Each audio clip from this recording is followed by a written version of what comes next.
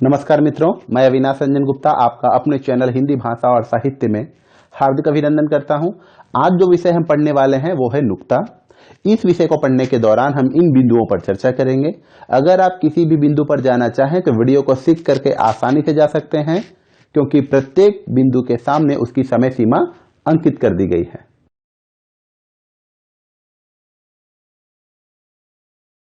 नुक्ता का अर्थ हुआ बिंदु। बिंदु का बहुत ही महत्व है।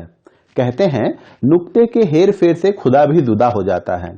उर्दू में खुदा कुछ इस तरीके से लिखा जाता है जिसमें नुक्ता ऊपर लगा हुआ है। अगर उस नुक्ते का प्रयोग नीचे कर दिया जाए तो वो जुदा में परिवर्तित हो जाता है। ऐसे ही अगर हम लोग हिंदी में खुदा लिखेंगे तो ख में नुक्ते का प्रयोग करना पड़ेगा।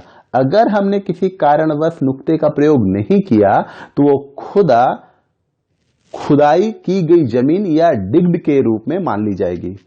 इस दृष्टि से हम देखते हैं कि नुक्ते का प्रयोग करना कहीं कहीं बहुत ही जरूरी हो जाता है।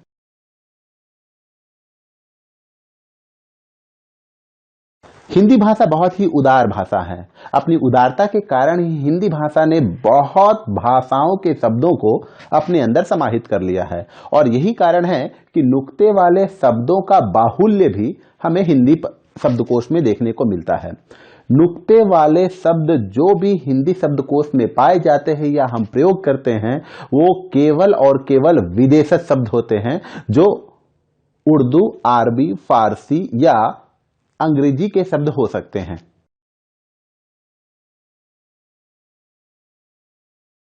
नुक्ते का प्रयोग केवल 5 ही व्यंजन वर्णों में होता है, क, ख, ग, ज़, फ। इनका प्रयोग जिन शब्दों में होता है वो शब्द 100% 16 आने विदेशज होंगे या आगत होंगे, जिसे अंग्रेजी में फॉरेन वर्ड्स कहा जाता है। हालांकि क, ख, ग वाले व्यंजन वर्णों में काफी न्यूनता आ गई है, लेकिन ज और फ की उपयोगिता अभी तक बनी हुई है।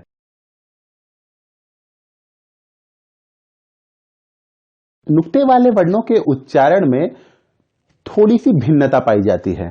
क, ख, ग जब इसका उच्चारण किया जाता है तो कंठ में ज्यादा दबाव देने की आवश्यकता पड़ती है। ज का उच्चारण करते समय अंग्रेजी के जेड का प्रभाव बना रहता है, और फ का उच्चारण करते समय मुख से निकलने वाली हवा अधिक ऊष्म होती है।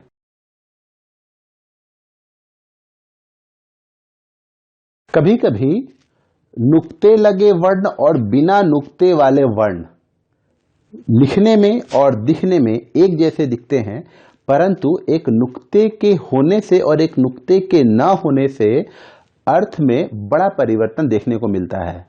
ऐसे शब्दों की एक छोटी सी सूची यहां दी जा रही है, आप इसका अवलोकन जरूर करें।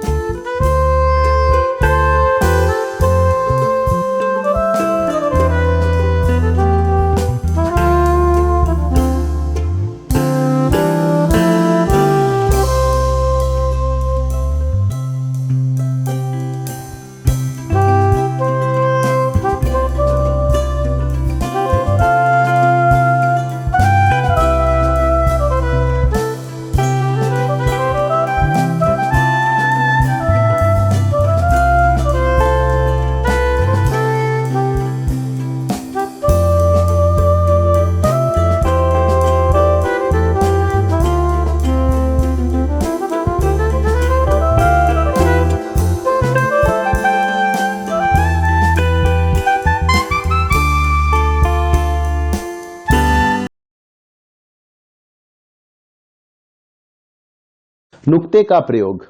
सबसे पहला वर्ण क। इस्लामी देशों में जिन व्यक्तियों के नाम या जिन शब्दों की शुरुआत अंग्रेजी के क्यू लेटर से होती है उसके लिए क के नीचे नुक्ते का प्रयोग किया जाएगा। जैसे कासिम, कायदा, कैशर, काजी, कमर इत्यादि। दूसरा उच्चारण है ख। अंग्रेजी में इसके लिए के एच का ही प्रयोग किया जाता है, जैसे खादिम, खान, अख्तर इत्यादि। तीसरा उच्चारण है ग। इसके लिए अंग्रेजी में जी एच का प्रयोग किया जाता है, जैसे गुलाम, गजल, गालिब, गजनफर। और आपको ये बात जरूर याद रखनी है कि जी एच का प्रयोग केवल और केवल नामों के लिए ही किया जाएगा। चौथा उच्चारण है ज, जिसके लिए अंग्रेजी में जेड का प्रयोग किया जाता है। उदाहरण के तौर पर जोहरा, अजहर, हजरत, मुजफ्फर इत्यादि। पांचवा और अंतिम उच्चारण है फ।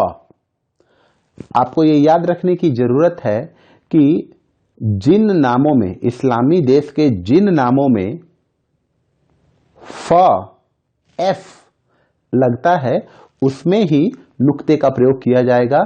पीएच के प्रयोग से बनने वाले शब्दों में नुक्ते का प्रयोग नहीं होता, जैसे फैजल, फिजा, फर्ज, आफरोज, फिरदौस इत्यादि। इसके अलावा अंग्रेजी में फ से बनने वाले शब्दों में अधिकतर नुक्ते का प्रयोग होता है, जैसे फिजिक्स, फास्फोरस इत्यादि।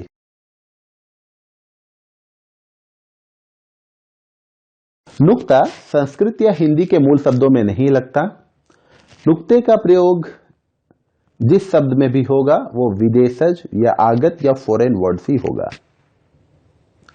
नुक्ता वर्ण के नीचे लगता है, लेकिन आप ये समझने में त्रुटि ना करें कि अड़ और ढ़ ये भी नुक्ते हैं। नहीं, ये नुक्ते नहीं हैं, ये अपने आप में संपूर्ण व्यंजन वर्ण है और इसकी अपनी अस्मिता है। कहीं कहीं हम लोगों को सफल में भी फ के नीचे नुक्ता मिलता है, जबकि ये सरासर गलत है।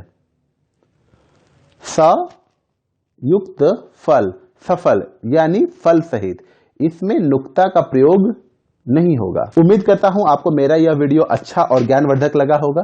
अगर आपको यह वीडियो अच्छा लगा तो आप इसे लाइक, शेयर और सब्सक्राइब जरूर करें।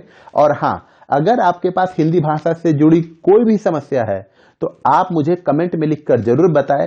यथासंभव मैं कोशिश करूंगा कि उस पर एक वीडियो बनाकर आपकी समस्याओं का समाधान करूं। धन्यवाद।